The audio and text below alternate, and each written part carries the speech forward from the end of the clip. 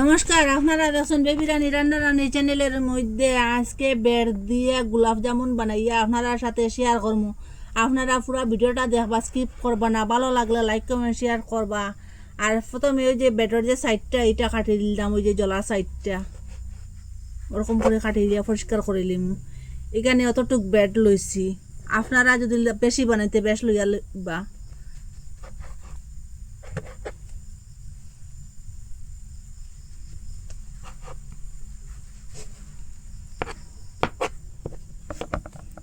ওরকম করিয়া পরিষ্কার করে লিছি দেখুন,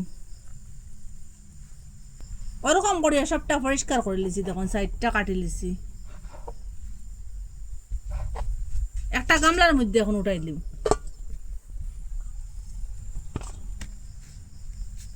এইটা ফেলে দিবেন না, এইটা খাইতে পারবা।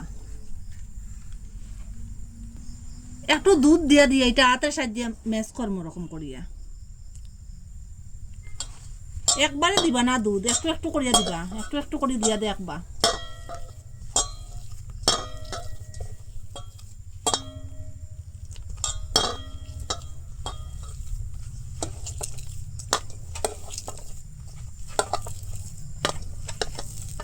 খুব ভালোভাবে ম্যাশ করবা এটা।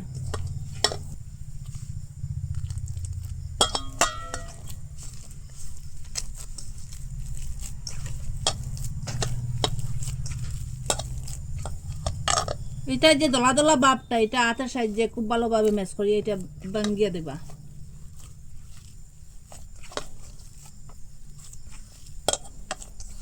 ওরকম করে ম্যাশ করে লিছি। এটা 5 মিনিট রেস্টে রাখলাম। এখন 5 মিনিট রেস্টের মধ্যে রাখলাম, একটু সফট হয়েছে।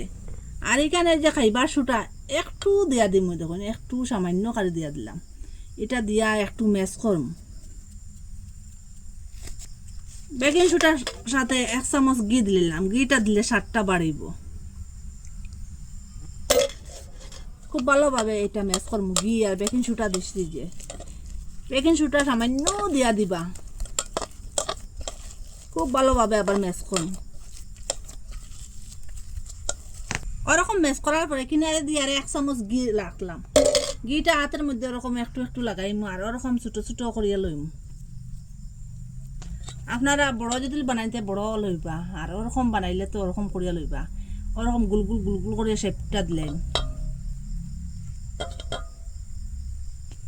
দেখুন।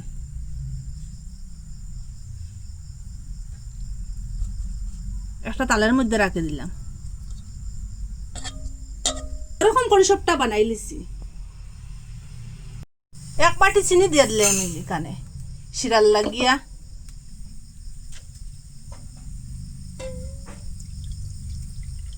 এক বাটি চিনি লাগিয়ে 1 বাটি জল দিয়ে দিলাইছি। এখন চিনিটা এইটা গলক। তেল দিলাইলাম, একটু বেশ করে দিয়ে দিম তেল। এখানে মুখ ফাটাই এলাইচ কয়েকটা দিলাইলাম, খুব সুন্দর একটা গন্ধ হইব। এখানে একটু ফুড কালার দিয়ে দিলাইলাম, কালার লাগিয়া।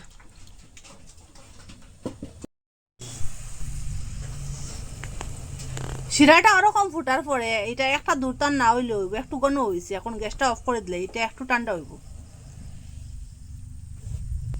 এদিকে তেলটা গরম হয়ে গেছে, গিয়ে একটা একটা করে গোলাপ জামটা দিলাম।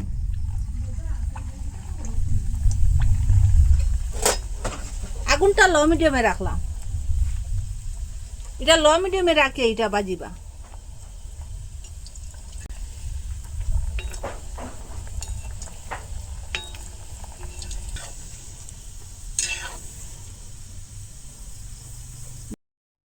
ওরকম বাজার পরে এখন তেল থেকে উঠাইলিম। এটা তেলটা জুড়ুক, আর ওদিকে বাকি যেটা আছে ওরকম করে বানাইলিম।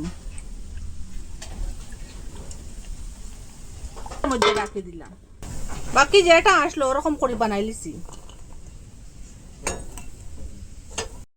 এখন ওই যে শিরা বানাইয়ে রাখলাম, শিরাটা এখন দিলাই। শিরাটা দিয়ে 1-2 ঘন্টা রাখি দিম নর্মাল জায়গার মধ্যে।